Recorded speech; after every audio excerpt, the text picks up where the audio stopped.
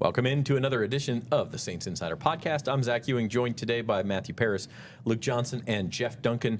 Another kind of work-ahead podcast for us. So if there's been breaking news in Saints land, which at this time of year is usually not a good thing, we're not going to talk about that today because we're recording this in early July, and you are watching it most likely later in the month. But it is an off-season topic where we all take some vacation, get some time off before Saints training camp. Today, we are going to discuss Saints playing in their contract years in 2024. So we'll talk about what that means for the player, what it means for the team, and maybe some best guesses on if they re-sign in New Orleans, and if they do, how much money they will be making on their next contract. We'll get to that on the Saints Insider Podcast right after this message. Football fans, with the Caesars Sportsbook app, you can be in the game all the time. Seeking instant action? Quick Picks offers you the most popular games and markets already built for you and ready to bet. Experience the thrill when you stack your bets to create a super parlay. Build bets for your favorite teams and players across multiple games. This season, don't just watch the game. Download Caesars Sportsbook and experience the game like never before. Welcome back to the Saints Insider. Zach Ewing with Matt, Luke, and Jeff today. Norm is our producer. Thank you for being here. Subscribe to the Saints on NOLA.com YouTube channel. Hit the like button for us. Leave a comment below and share with your friends. Tell them all about our show as we get set for the 2024 season here. Today, talking about contract years, guys. And these are Saints who specifically have a lot riding on 2024, quite frankly. Not only for the team, but also for themselves and their future in the NFL. Guys at varying degrees. I mean, we're going to talk about some, I think, potential Pro Bowl players and also just some role players, but all play important roles on the 2024 Saints. Luke, you had the post. If it's not already up on NOLA.com/Saints, it will be soon. This list and just really kind of pivotal seasons for these guys. Every team's got them, but the Saints do too. Yeah, I identified 6 guys for the list, and I just kind of chose players who who have either already played at a high level in the NFL or have an opportunity to do so this year in a contract year. Guys who could potentially make themselves a lot of money this year or really need to kind of re-prove themselves in order to kind of reset their market a little bit. So yeah, I would say probably outside of Paulson Adebo, who we're going to get to, I think a lot of these guys have kind of big question marks with them, whether it's injury or their play on the field. But they have a chance this year to really kind of recoup some of that value and make some money. And maybe potentially some of these guys we could see signed either before the season starts or during the season, like they did last year with Carl Granderson. And quite frankly, Matt, like the Saints need some of these guys to produce this year too. They do, and I think maybe lucky for them, I think players do perform better in a contract year. Like there are tons of examples of guys being like, whoa, where did that come from? And then once they get paid, they just kind of fall back to earth. But, I mean, like if you're Juwan Johnson and, you're making $6 million right now, and if you have a nice big season, like tight ends don't get paid that much, but, there's a considerable raise of, even going to $7 million. Like that's a crazy amount of money, all things considered. So, yeah, I think there's an opportunity for them to prove it. And the guys we're going to talk about on this list have clear roles defined for them, which I think also leads to a potential breakout. And, I saw a study recently that said only 29% of the players in the NFL sign a second contract. So it doesn't happen very often. And the Saints have actually had a lot of guys in the last few years do it, but not always with the Saints. We've seen the Saints invest in, Cesar Ruiz and Eric McCoy. Some of those guys have certainly earned it. Granderson's a good example. Granderson. But then we've seen other guys where the Saints will let them move on. Trey Hendrickson comes to mind, or Marcus Williams.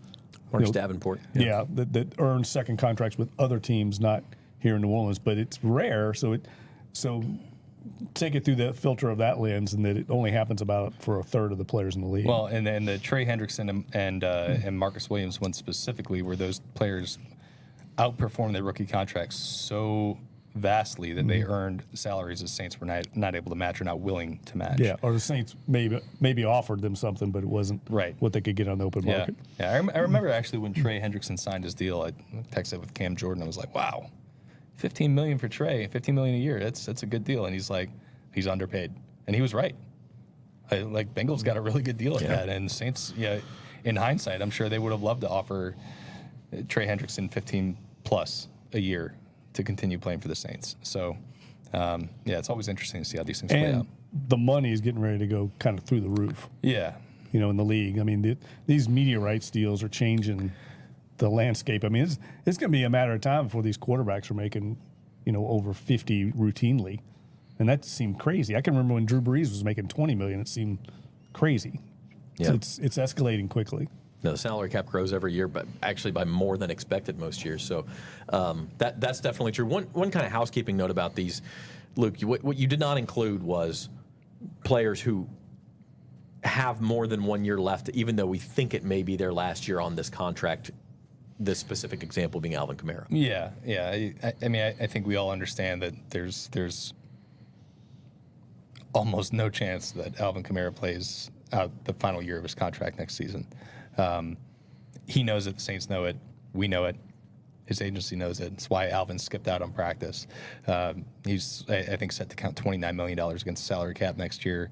None of his base salary is guaranteed. I think they would recoup $19 million in cap savings if they moved on from him and just eat a $10 million dead cap hit. So there's no chance that happens. Even if he has a superstar season this year, I don't think that happens. We just try to kind of keep it limited strictly to the players who are definitely in the last year of their contract. And I mean, there's gray area too with that. So you just don't know if it is. So we're not going to include those guys. Right. So specifically, Saints players on the final year of their contract, we know that they will be free agents. We also did not include Rashid Shaheed because he'll be a restricted free agent. Correct. So the Saints will have a chance to get him back. Right, yeah. And that'll be interesting when it happens. We'll see what kind of level they tender him at, if they choose to just extend him, which they might do after they tender him. But there's a little bit more there to that, so we just kind of avoided that as well. Okay, so those are the guys we didn't include. Now to the guys we did talk about. These are Saints players in their contract years. We're going to start with, somebody that a lot of people have wrung their hands over the years, and that's Payton Turner. And I think we talked about this in the pod last week, Matt. His injuries with the guy. He's been productive when he's been on the field. He just hasn't been on the field nearly enough. Yeah, and the thing I think that is unfortunate for him is even though he's had the injuries, he hasn't had the production when on the field. You look at a guy like Chase Young, who the Saints signed for 1 year, $13 million. Payton Turner probably isn't going to get that contract unless he has a big year because he doesn't have the prior production to match. We can talk about in a second here what a Payton Turner deal potentially looks like depending on how the season goes, but he's just not going into the year with a lot of production, which makes it a real bigger, a make or break year for him. But if you're also Payton Turner, you don't really have a defined role for you carved out right now. You're just going to be a rotational guy. Where you get in the rotation will be interesting because there are at least three guys ahead of him. He's in a tough situation for a contract year. I don't necessarily envy him. Yeah. Look, I mean, let's just be frank about this. He's had 3 seasons in the NFL. He's played less than the equivalent of 1 full season. 15 games in 3 seasons. Which 3 career sacks? 3 sacks in 15 games. Now he's flashed big ability. He's blocked a kick. He's made a number of plays in the backfield. He's shown that he can be a disruptive force in the NFL. But even last season, he was healthy throughout all of training camp. I don't think he missed a single practice in training camp last year. He looked great. And he gets on the field and he suffers a turf toe injury in week 1, and he's gone until week 18. It's just it was a no-brainer for the Saints to decline the 5th-year option on him this offseason, right, which made him a free agent next offseason because they've never seen what he can do on the field.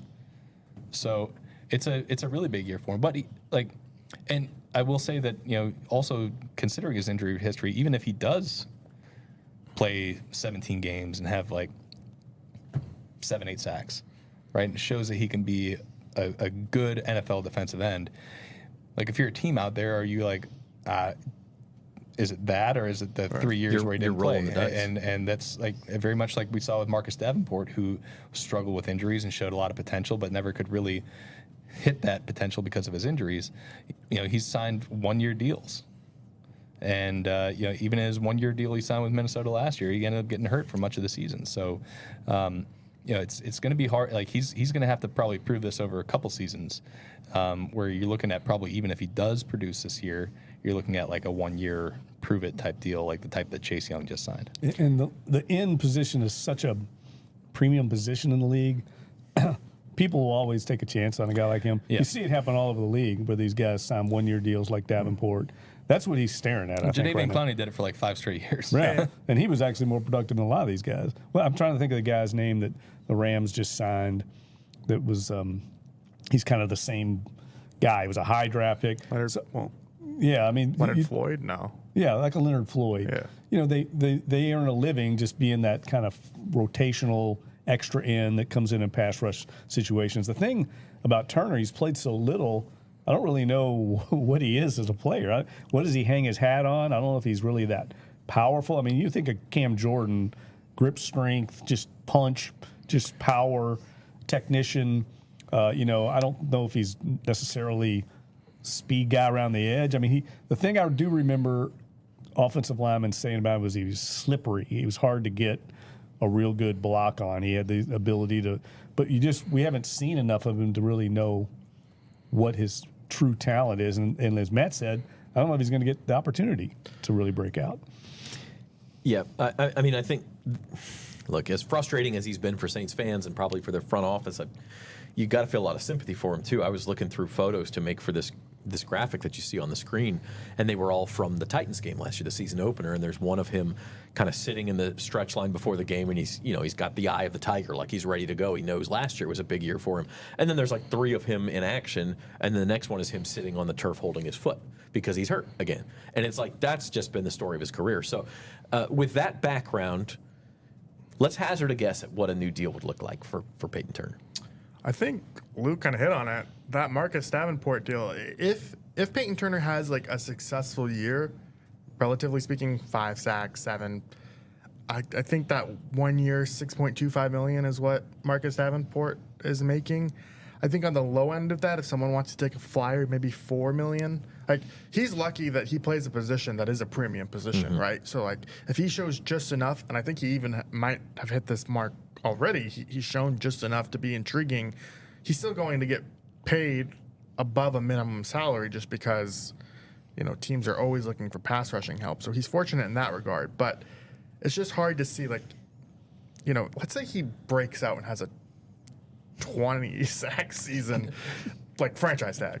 Like that's probably as high as you could go. But I think the $4 to $6 million range is where I would peg it. That's right where I was going to go to. Another prove it, right? Yeah. This is a prove it year for him. I think he's going to have another prove it year next year, because the history from the first 3 years of his career just makes it really hard to take a multi-year gamble on the player, unless there's just like, it's like a 2 or 3 year deal, but like all the guarantees are in the first year. You just see what happens, Yeah, I mean, like I think you hit it, Matt. If he's a safety or even a linebacker, he might be out of the league. Yeah, but he's a 6'6", 270-pound edge who's still 25 years old, who's shown some ability in the past. He looks the part. I'll say that. Yeah. I mean, you look at him, you're like, that's an NFL defensive end. So we'll see. That's a good one to start on because, man, does he have just a ton on the line in 2024. Next one is kind of the swing tackle on the Saints offensive line, Landon Young. Third year player? Am I right? Well, it'll be his 4th year. Yeah, so 4th year player, sure, because he's obviously in his contract year, out of Kentucky. And I would say like a solid role player for the Saints. Hasn't really done anything to make you notice him, but hasn't done anything that makes you go, man, he can't be out there either. Yeah, so I think he's one of the more interesting guys on this list, because he throughout his career he's kind of strictly been a swing tackle who's just kind of plugged in when needed for injury, but like they're so uncertain at right tackle specifically right now that you could potentially see an avenue for him to get on the field and to show what he could do. And I think we've seen guys do this in the past at tackle or guard, where like offensive line is such a hard position to fill in the NFL. Even if you're filling for depth, like those guys, they don't break the bank, but you see them get paid. I mean, Nick Allegretti, for the Kansas City Chiefs this year. I think he started one game in the season, but he started throughout their playoff run, and he signed like a 3-year, $15 million deal with Washington. I'm asking you because I know you know. I don't know the money off the top of my head, but I do know that he is there. So. Yeah. And then, I'm eyeing the bell, but I don't think it No, rises to that I level. teed him up. No, I teed him up. I teed they him up. signed last year. The same thing happened with their right tackle. Oh boy, how quickly it goes. Chiefs right tackle. Now Commanders right tackle. Ooh, Yeah, wow, I was actually looking that up. I can't remember. Oh my God, I see his face. Having a brain fart on, Yes, okay, go on. during the podcast. We'll think of it. But, like, I don't know, Jeff, the Saints need all the offensive line depth they can get. I mean, if a guy like this continues to prove that he can be dependable and healthy and out there, even if he doesn't necessarily take over as a starting right tackle, he's probably worth a look. Yeah, I think so. He's a favorite. He was a favorite of Doug Marrone. I know that. Marrone really liked him. Did you get it? Andrew Wiley. That's it. I did. I was going to actually put him as a comp in the article. I Yes. ended up going with Allegretti because He's yeah, okay. But I would say, as a former Kentucky guy, we can't get him off the roster quick enough. Come on, man. We've already we got rid of Bowden and Lonnie Johnson, so that's a good move. Kind of move on from those Unbelievable. All right. Jeff's biases aside, next contract for Landon Young, what does it look like? I mean, I think that depends. I think there's a pretty healthy level of variance here. If he's plugged in as a starter and plays well, I think he could earn a multi-year contract making $5 or $6 million a year. You know, where he maybe is going to another team to be their swing tackle / potential starter. Yeah. Right? Somebody who like maybe you have a weakness at right tackle and you sign Landon Young to a very affordable deal, much like the Saints have done with a lot of the veterans in the last couple of years, James Hurst, Nick Easton, etc. And you draft him or you sign him and then you draft a guy who's maybe going to start, but you know you have somebody there. Either way, I think there's value in what he brings, whether it's as a depth rotational or a swing tackle like we've been talking about, or as a potential starter.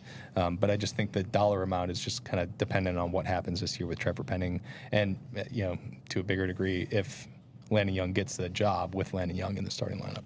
Right. I mean, it could be Ali Udo. We don't really know how Correct, that's going to shake out. But I think actually another Washington tackle That's worth I think is more appropriate comp-wise. Cornelius Lucas he re-signed there on a 1-year, $4 million deal, up to $4 million, because he could be their left tackle, might not be, but he had been their swing tackle, kind of like Landon Young, and he had signed, I think, a 2-year, $4 million deal. So I actually think Landon Young, they should maybe try and lock him up, now, at least on that, a 2-year smaller deal, to where if you do need him to play right tackle and he plays well, you're getting a really cheap right tackle. Paying him backup money, if he's open to that, who knows? But it might be in their best interest to see. And I think if he's just a backup and you're paying $2 million a year for your swing tackle, that's a good price. Yeah, I agree. I think it's worth maybe exploring to see if you can lock him up early. The only thing I would say, not even as a counter to that, but just like a we don't know, is how he fits in this scheme. True. I think if you're looking at just from an athletic standpoint, that he's not at the level of his. And he's the had a rest of the history of tackles. injuries too. He has. So Another guy with a turf toe. Yeah. Well, I think they need to look into that turf at the Dome, which I think they changed. Well, Landon Young's turf toe happened at Philly. But how many guys have had it happen at the Superdome? Marcus Davenport, Payton Turner. It happens more Penning's often. injury? Pennings was in the last And I preseason know game in the Taysom had a Superdome. turf toe, but I don't know if that was at home. But I know they did talk about going to the NFL right to a uniform turf for every indoor stadium, because everybody used to kind of do their own thing, and I think that might be they should happening just this do year. grass. Well, yeah. You can't grow grass in the Superdome, though. I think Right, getting but back just to roll it now. Landon Young real quick. I mean, if he followed the James Hurst path in the NFL, he'd probably be smart. I could see him following that kind of path. Yeah. That's not a bad model for him. No. 6th-round draft pick, spending 10 years in the NFL. I Right. think he'd take that, yeah. It's good living. It's good living if you can get it. From one Young to the other, our next guy in his contract year is Chase Young. 1-year deal, so by definition, it's a contract year. Oh, we talk about variance in players. maybe no player has more variance in what he'll get in his next contract than Chase Young. I feel like I've talked about Chase Young in contract years and what he could potentially get and how his season shakes out for, God, at least the last couple. But I think he's in a very similar spot.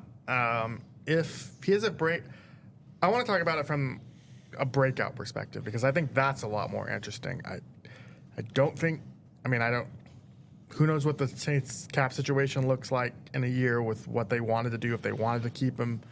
But assuming things kind of stand where they are, I think he would be out of their price range if he has like a true breakout, like double-digit sacks. He'd be 26 next offseason, so you're looking at maybe a deal that gets you to 30 or 29, so you can hit 30 again and cash in with one, like a third contract. 20-ish million, 25. I think he has potential to make serious money if he can restore his career the way people thought coming into the league that he would be. He's a very interesting case study for how can you actually repair your career if it doesn't go on track. I think if the Saints can't afford him, that means really good things for the Saints because that means he had a big year for the Saints in 2024. Yeah, that's why they're bringing him in, right? They're bringing him in and be like, we hope you're really good. We hope we can afford you. I think the comp I used was Jonathan Greenard, who had like 3 okay years with the Houston Texans, and then last year really broke out and had 12.5 sacks in 15 games. And he got a 4-year, $76 million deal from the Vikings. Yeah. I think that's totally possible for Chase Young. Look, he was never going to get it this offseason because of the injury history, because he's been inconsistent. But if he does put it together and he's healthy over the course of a full season, that erases some of those concerns. And you could see a really big contract for him. And, maybe the Saints won't be able to afford to match that. But, that's a pretty good gamble if you're getting a guy on a 1-year, $13 million deal, and then you're talking about getting maybe like a 3rd or a 4th round comp pick back. I think they would take that scenario. And then you hope Turner or Foskey steps up, and then even if Chase Young walks, you're set. Yeah. So I think it was a smart gamble on the Saints' part. I agree. I think even if his season doesn't go well, Chase Young, just with his pedigree, 1 year $10 million, 1 year $8 million, another team's going to take a flyer.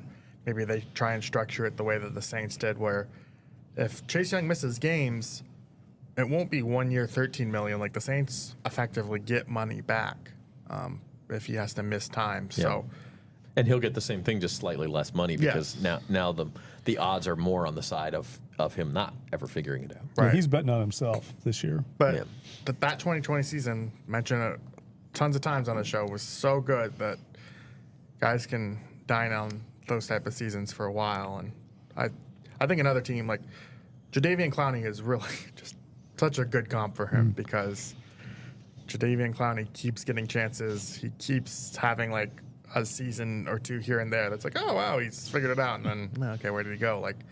They're very similar types of players, I think. It's tantalizing talent. Watching the Saints Insider podcast, we're going through Saints players on their contract years. Hit the like button, subscribe to the Saints on NOLA.com YouTube channel. You can also subscribe to read these gentlemen's fine work at NOLA.com/subscribe and get on board for the new season. We've got some specials rolling in right now, so check that page out, NOLA.com/subscribe, and get on board before the 2024 season. Next on our list, Luke, I think a guy who's been a little bit unsung, underrated maybe throughout his career. Pete Werner going into his 4th year. He started more games each year. He started 16 games last year, career high in tackles, had his first interception, although he fumbled it away on the same play. Had a couple of forced fumbles. I think he had his first, I think it was a half sack, career half sack. He's really been a solid player for the Saints now heading into his contract year. Yeah, there's concerns there though. So, all that you just said is correct. He's been pretty solid, steady. And last year he was able to stay healthy for most of the season, which was good because I think that was maybe one of the concerns about him his first couple of years in the NFL. But his coverage ability took a big step back last year. I was looking it up on PFF this morning. I think he was bottom 8 out of 80 linebackers who had qualified with snaps. It seemed like people were going after him too. Yeah. Pro Football Reference had him giving up 9.2 yards per completion, which is not good for a linebacker. 101 passer rating, not good for a linebacker. And I think the Saints realized that he took a step back too because they brought in some competition this offseason. They signed Willie Gay. Willie Gay's it's a 1-year deal. He's not making a lot of money, but I don't think it's a foregone conclusion that Willie Gay is just going to be a backup to Pete Werner and Demario Davis. I think Pete Werner's got to earn the starting jobs. This is a really crucial year for him, and especially when you just look at the linebacker market and free agency. I mean, unless you're a guy who's making a lot of plays for an off-ball linebacker, they just don't make a lot of money in relative terms. I would love to make $6 million a year, but I think the last 3 off seasons, not counting the guys who signed the mega extensions and Roquan Smith and Fred Werner, but the guys who signed free agent contracts, the last 3 off seasons, there's been 4 who've signed a free agent contract worth more than $8 million a year, and a lot more in the Zach Bond range. You're looking at a 1-year, $3 million contract. So he's got to prove that he can be a playmaker this year to really cash in. Yeah, both things can be true, right? He can have been a solid player in the past, but they're bringing in competition because, Jeff, maybe he's not the player that they are interested in paying going forward. Yeah, and I worry a little bit about the guy that was there before him. Alex Anzalone, they let walk, and he had a Pro Bowl season last year for Detroit. I mean, he was kind of pilloried here as a bust of a draft pick, and I think he was a little unfairly criticized, but I could see that with Pete Werner. I could see him going to Baltimore somewhere, having a really good year, and everybody's wondering what happened. Because I think he's got talent, but he definitely, like Luke said, dropped off. And I think he was a part of the problem with their pass coverage as far as with tight ends. I don't think they felt comfortable using him on tight ends, and I think people knew that. So, yeah, he's got to step forward. But he also has a lot of intangible qualities that I think he does. There's a lot of things he does that maybe are hard to see from watching on TV. Pete Werner is a good football player. Yeah. There's no doubt about that. It's just is he the good football player the Saints want right now? Yeah, I think he does have to improve in some key areas. And look, that was one of the things that they brought him in for was his ability in coverage, and he was really good his first 2 years. But he just took a pretty dramatic step back last year. They need him to get back to that. And linebackers don't. Talking about positions being de-emphasized for the most part, that's a tough position to make a lot of money in the NFL. Patrick Green left Baltimore. He was still a good player, Pro Bowl player. But people don't pay linebackers unless they're just superstars for the most part. Yeah, and Patrick Queen was a guy who's getting the sacks. I think he has 13 and a half sacks. I think Pete Werner has half a sack in his career. He had a lot of interceptions, like a playmaking linebacker. And the playmaking linebacker thing with Queen, it goes with a lot of missed plays. He's a really boom or bust player, whereas Pete Werner is more steady. But Pete Werner has, to this point in his career, never been the kind of guy who's going to truly disrupt a game. He's just going to be solid and steady. And the way people use linebackers too. It wouldn't shock me at all if Willie Gay's on the field in passing situations and not Pete Werner this year. So then you're looking at a guy. How many snaps is he playing? What's your value if you're building rosters? Who are you going to pay? That's a position you feel like you could draft somebody maybe and get just about the same amount out of if you're trying, especially with the Saints with all the cap issues they face going forward. I think he's going to have to play really well, I think, to get a second deal here. Matt, what you got on Pete Werner? Yeah, I think he had an okay year. I think part of the reason they brought in competition is not that he played horribly, it's just he didn't take that leap forward. Career high in tackles, but the rate of tackles was lower than 2022. To add to your coverage stat, Luke, I looked it up. Of guys who were targeted at least 10 times on this team, allowed the highest completion percentage at 88.2%. He was targeted 60 times, allowed 50 completions, according to Pro Football Focus, 470 yards. Guys kind of opposing quarterbacks picked on him. Now, it's tough for linebackers to hold up on coverage. They're not cornerbacks. There's going to be some drop off there, but you still need better from that position.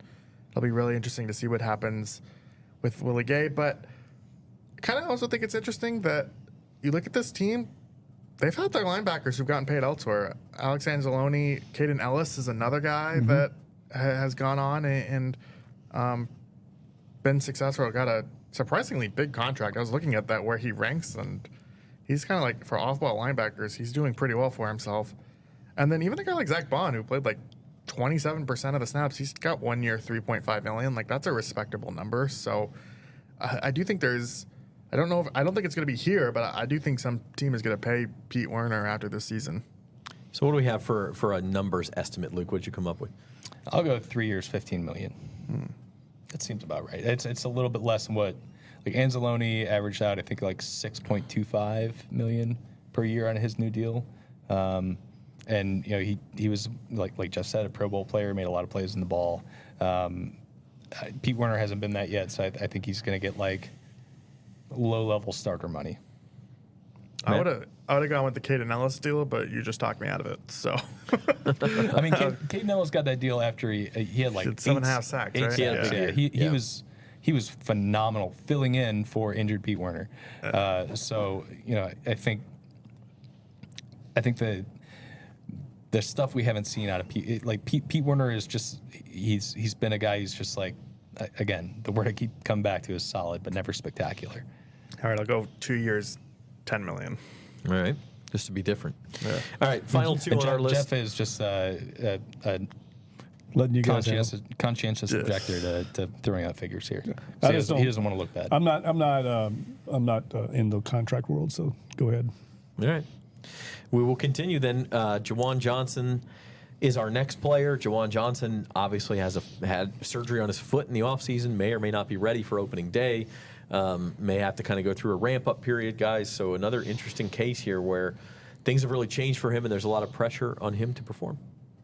Yes, and I think in more ways than one, because he's going to be going for his third contract. I think out of all these players that we're bringing up, he's the oldest one. He's 28. And I mean, tight ends just don't make a lot of money relative to the rest of the NFL.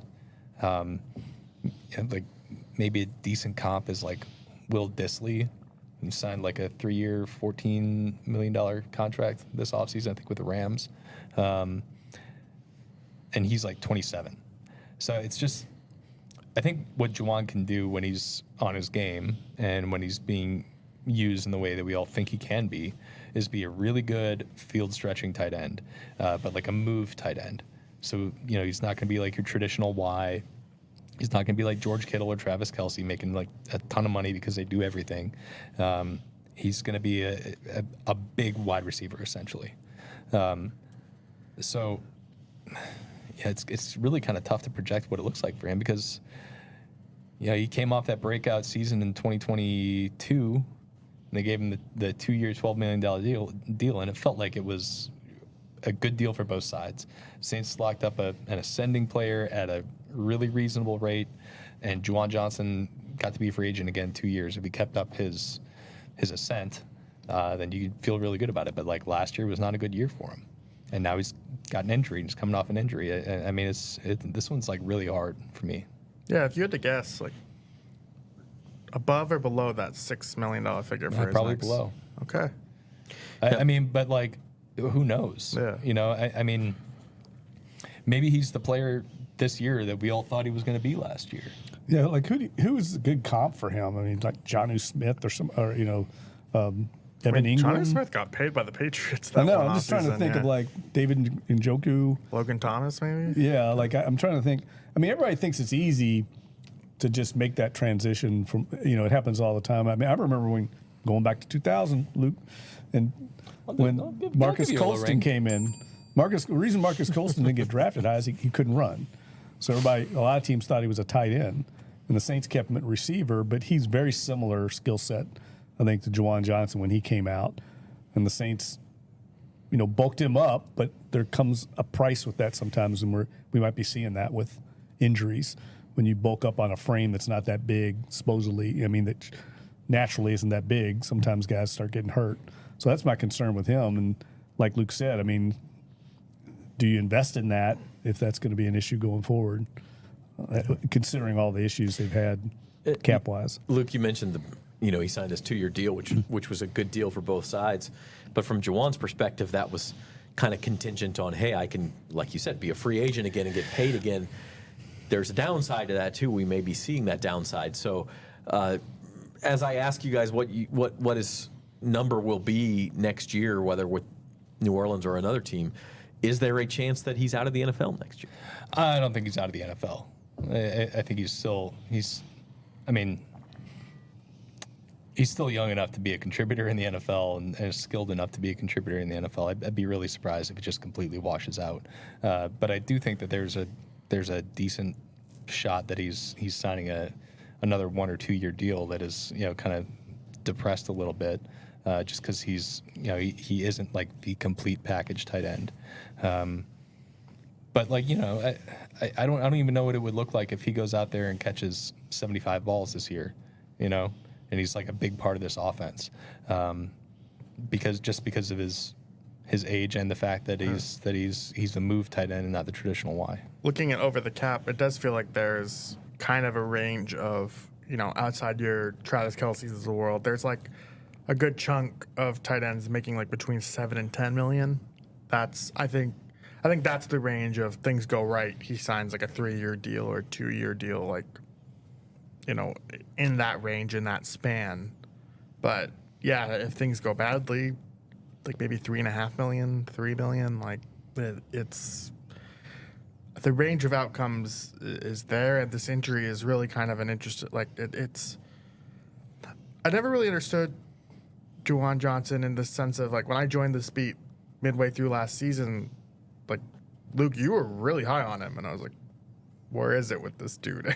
I don't think we really saw it. Every Saints writer had Juwan Johnson on his fantasy team bench. He's going to break Thought out. he was going to be big, yeah. Yeah, well, it just never happened. I mean, I think almost a quarter of his season production, both in terms of receptions and receiving yards against Tampa in Week 17.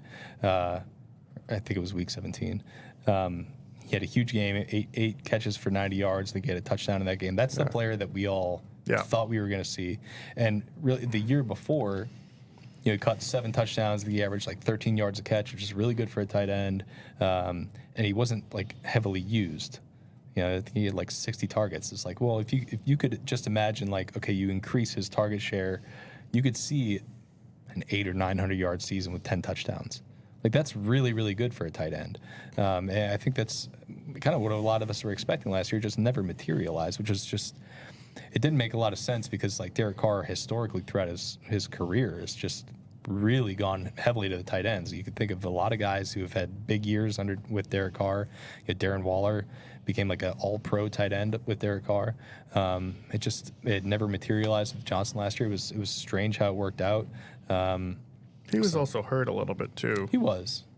There were games where like it looked like they never even looked his way or even drew up a play it for was him. Like, strange. You can always tell when there's a play when he's the main option, and there wasn't very few of those. So that's the hope. Once again, we go back to Clint Kubiak unlocking somebody, but I think there is a real potential for that. Yeah. So an interesting one again, and I think as we move on to our last name, like this could all change if one of these guys breaks out. Juwan Johnson, like you said, catches 75 balls, or Payton Turner stays healthy and has a huge season. Landon Young starts at right tackle. Like it could change, but as of right now, I would say the Saints' probably biggest decision upcoming, whether it be the offseason or whether they choose to extend him during the season, is this guy. That's Paulson Adebo, who's been on the rise the last couple of years and really had a good season last year, Matt. Probably pretty close to a Pro Bowl season. I don't know. I can't think of the guys who were in front of him, but did a good job filling in for Marshawn Lattimore. He's going to be free agent. He's going to be sought after. So what do the Saints do there as we head into the season?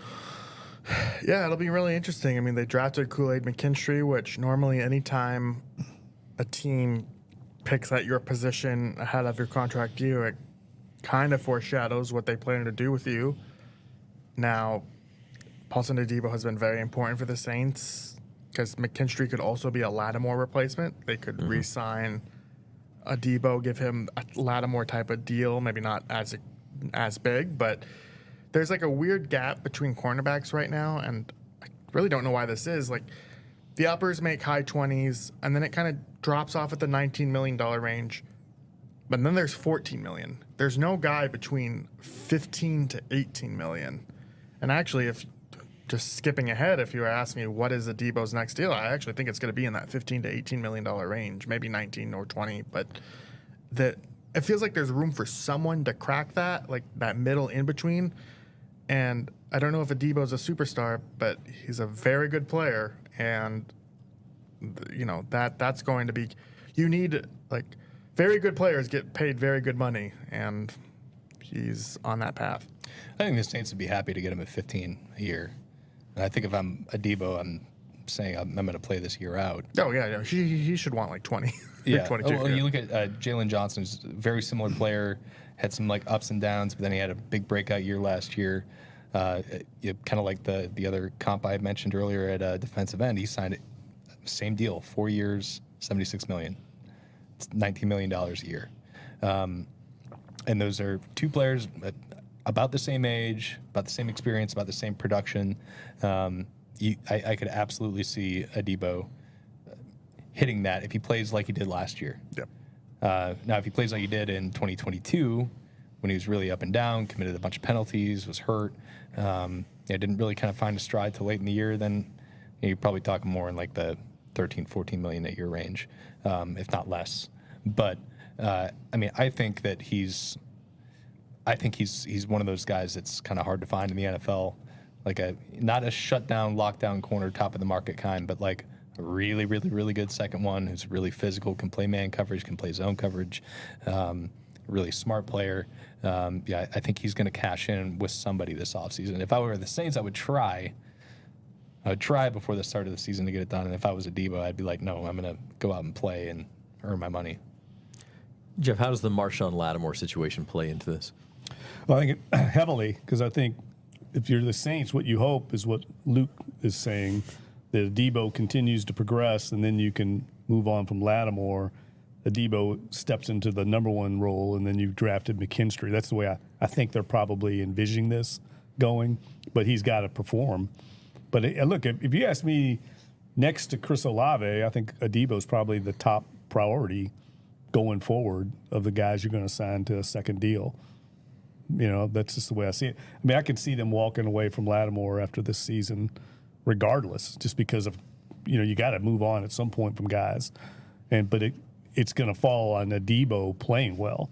Otherwise, I don't know if you feel comfortable moving on from Lattimore. So I think they're hope. And look, there's a chance here that doesn't happen for him. He could get hurt. Who knows what happens? But there's a lot on the line for Adebo this year.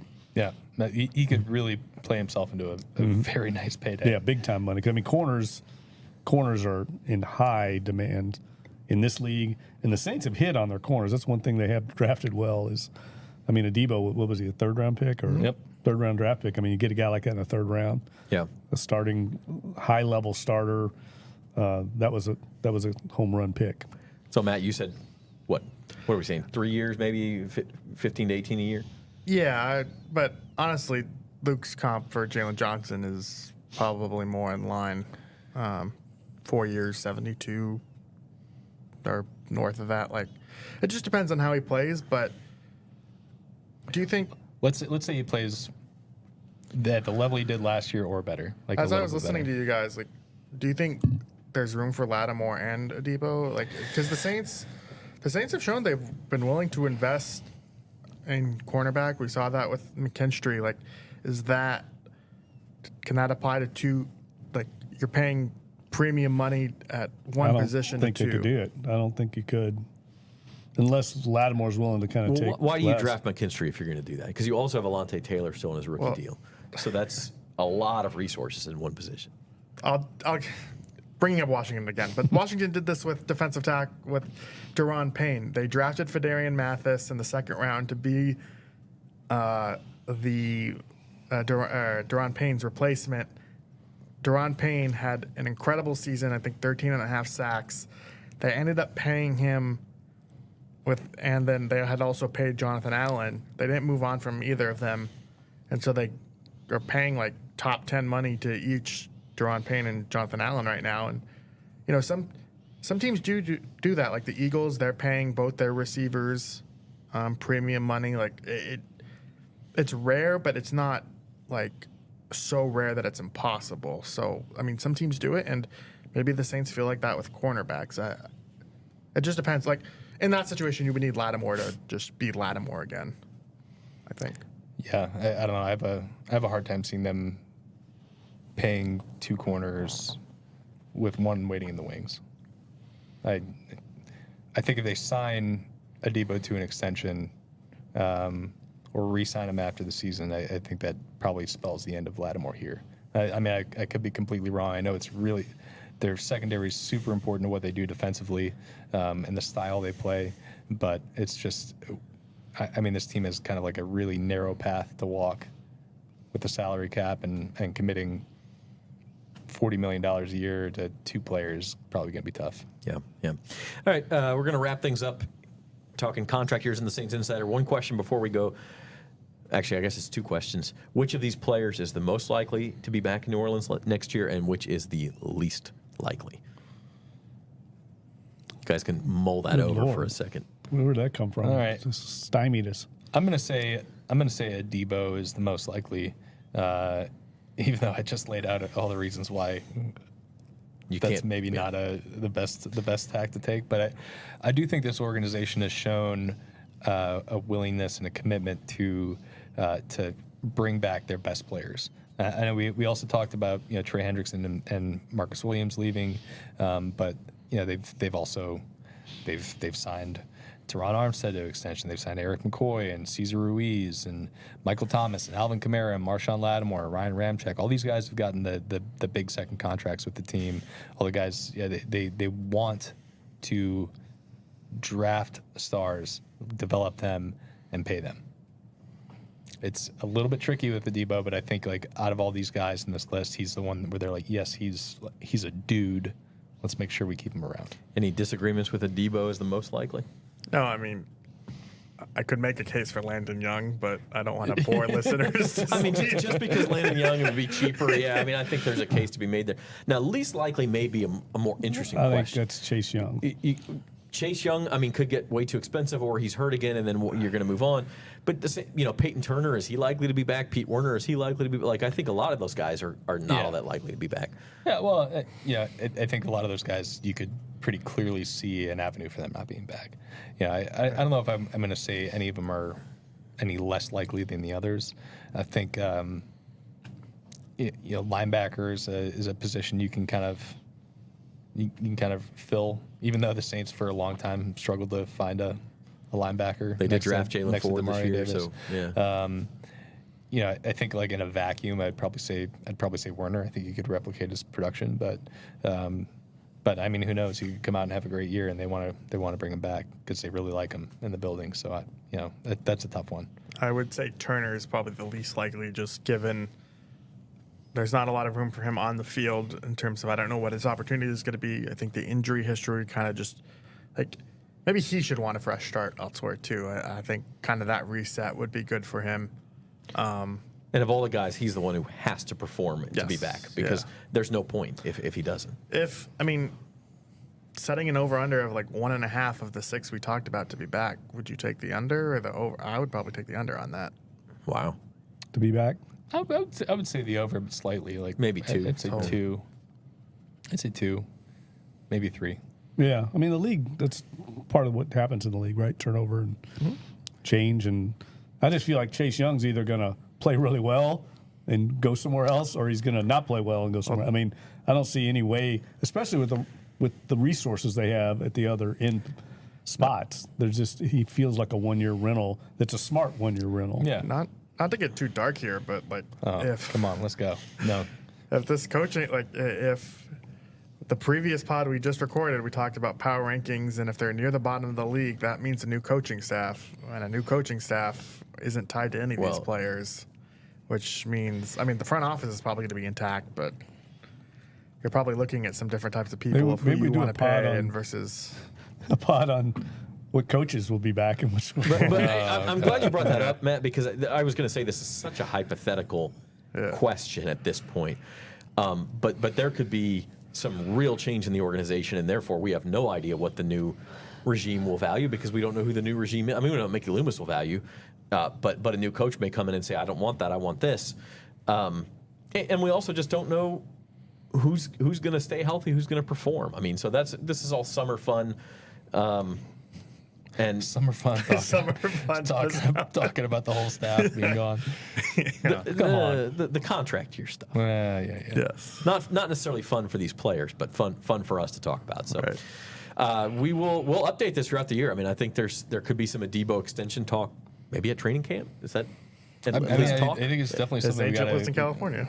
Definitely something we got to keep an eye on. Yeah. But if the Saints are at all even thinking about the possibility that they might have a new staff, I mean, maybe they're going to be gun shy on doing some extensions. And the other thing I was going to say, they have a full complement of draft picks next year for the first time in years. So that allows you to replace positions. For now. Yeah. Sure. Still time for that to change. But what I'm saying is, I mean, if you do decide to move on from these guys, you have those picks to fill some holes as well. So lots of hypotheticals today, but it was a lot of fun. My thanks to Matthew Paris, Luke Johnson, Jeff Duncan, and our producer, Norman Bell, and mostly our thanks to you for tuning into the Saints Insider podcast. Keep it locked here on the SaintsOnNOLA.com YouTube channel, and we will catch you next time.